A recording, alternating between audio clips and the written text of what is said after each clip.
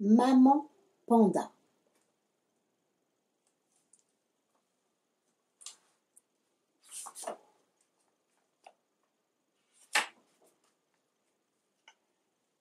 Un bébé était couché sous un grand cerisier en fleurs. C'était une toute petite fille, qui dormait profondément. Il ne fallut pas attendre longtemps pour qu'un grand panda n'arrive et trouve le bébé. Il flaira avec curiosité le visage de la petite fille et se demanda ce qu'elle faisait là. Le bébé sentait bon et continuait à dormir, toujours aussi profondément. Le panda prit le bébé avec précaution dans ses grands bras tout doux et entendit alors le petit cœur de l'enfant qui battait.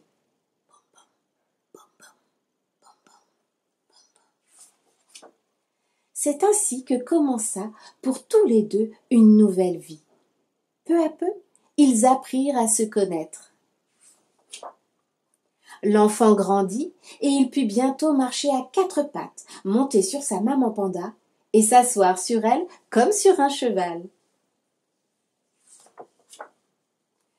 La maman panda protégeait sa petite de tous les dangers, et lorsque le soir elles étaient fatiguées, l'enfant qu'elle avait posé à ses côtés se blottissait tout contre elle, et toutes deux s'endormaient.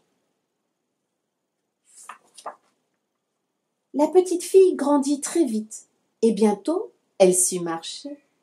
L'hiver, lorsqu'il faisait tellement froid dans les montagnes, elles affrontaient ensemble les tempêtes de neige et le vent glacial qui mordait leur visage.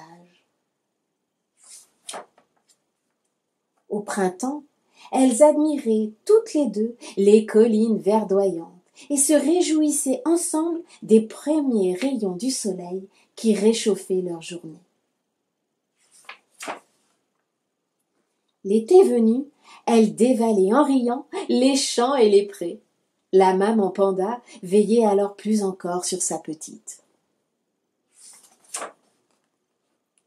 À l'automne, la petite fille, devenue assez grande pour aller à l'école, fut conduite par la maman panda chez un vieux moine très sage. Le vieux moine lui enseigna le calcul, la lecture, l'écriture et la peinture. Il lui enseigna la force du calme et du recueillement.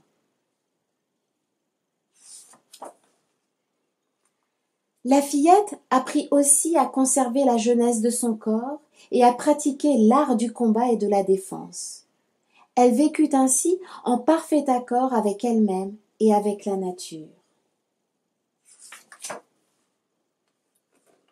La petite fille, ayant appris suffisamment de choses et étant devenue presque adulte, elle fit ses adieux au moine et retourna vers le monde. Elle voulait revoir sa maman panda, qu'elle n'avait pas vue depuis si longtemps. Leur joie fut immense lorsqu'elles purent enfin sauter dans les bras l'une de l'autre, et elles fondirent toutes les deux en larmes. La jeune fille vit avec surprise que sa maman panda avait maintenant un petit bébé panda dans les bras. Oh, il était si petit et si mignon qu'elle le caressa tendrement.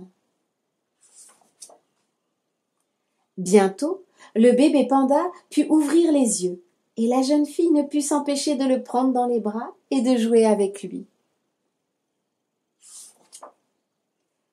La maman panda avait vieilli. « S'il m'arrivait quelque chose, lui demanda-t-elle, promets-moi de t'occuper de mon bébé, tout comme je l'ai fait autrefois avec toi. » Elle le lui promit, bien sûr. À l'automne, lorsque les feuilles tombèrent des arbres, la jeune fille dut dire adieu à sa maman chérie. Elle fut alors très très triste, et ses yeux s'emplirent de larmes. Peu de temps après, la jeune fille, qui était déjà devenue une femme, prit le bébé panda sur son dos et partit avec lui dans le vaste monde. Tout comme elle l'avait promis à sa maman, elle s'occupa du bébé panda, le protégea et lui donna tout son amour. Et lorsque le soir, mort de fatigue, ils se couchaient, blottis l'un contre l'autre, elle caressait le bébé jusqu'à ce qu'il s'endorme. C'est ainsi que grandit le bébé panda et qu'il devint beau et fort. Et lorsque parfois la jeune fille lui parlait de sa maman, elle serrait le petit panda avec plein d'amour très très fort contre elle.